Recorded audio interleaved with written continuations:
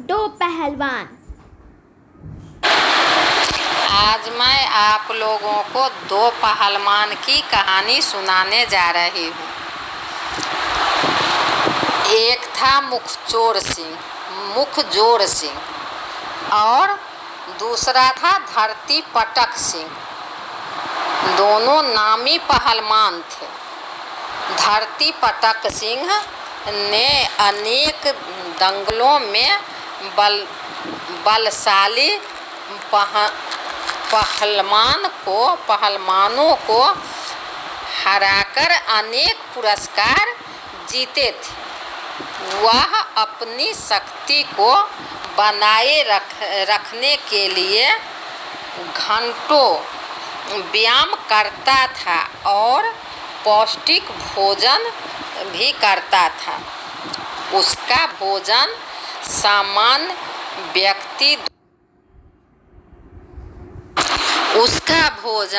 सामान्य व्यक्ति द्वारा खाए जाने वाले भोजन से बहुत अधिक होता था।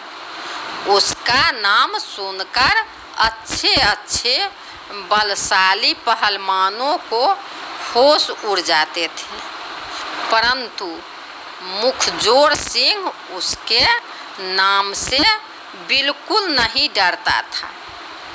मुखजोर सिंह को कभी किसी ने कुश्ती लड़ते नहीं देखा था। इसके बावजूद उसकी प्रशंसा का डंका चारों ओर बजता था। धरती पटक सिंह के दिल में मुखजोर सिंह को पटकने का बहुत बड़ा अरमान था।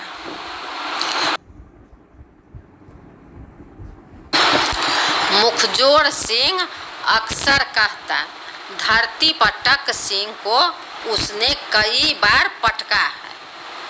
वह उसके नाम से ही डरता है। उसकी डींग और सेखी भरी बातें सुनकर एक दिन धरती पटक सिंह कुश्ती लड़ने के लिए उसके घर की ओर चल पड़ा। धरती पटक सिंह ने रास्ते में रुककर एक ढाबे पर खाना खाया। उस ढाबे का सारा आटा वह एक बार में खा गया। फिर उसने एक तालाब का पानी पिया।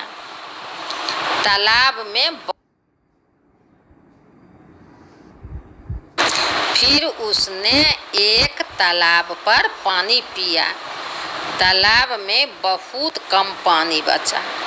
पेट भरने के बाद उसने ढकार ली और तालाब के किनारे ही लेट गया।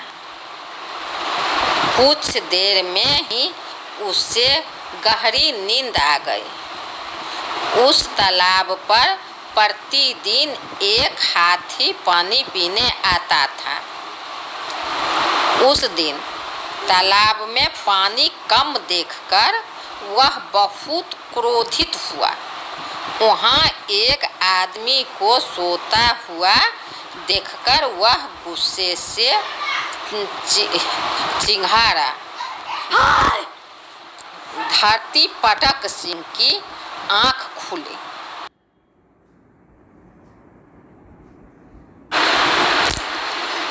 आँखें खुली। वह तुरंत उठा और हाथी की सूंड को बगल में दबाकर मुखजोर सिंह के घर की ओर चल पड़ा। मुखजोर सिंह के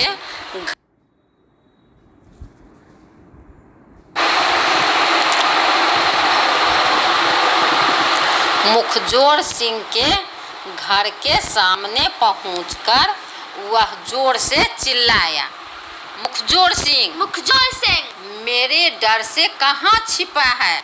मेरे डर से थर क्यों काँप रहे हैं? हिम्मत है तो सामने आ जा। मुकाबला करो, नहीं तो मेरे पाँव छूकर मुझसे आशीर्वाद क्षमा मांगो।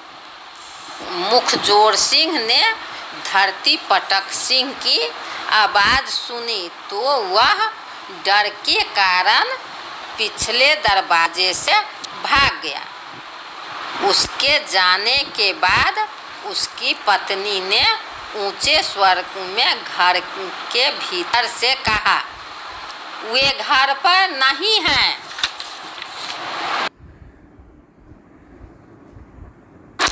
वो 8-10 दिन में आएंगे। यह सुनकर धरती पटक सिंह ने हाथी उठाया और उसके आंगन में फेंकते हुए कहा, अपने पति से कहना कि मैं उसकी शक्ति देखना चाहता हूँ।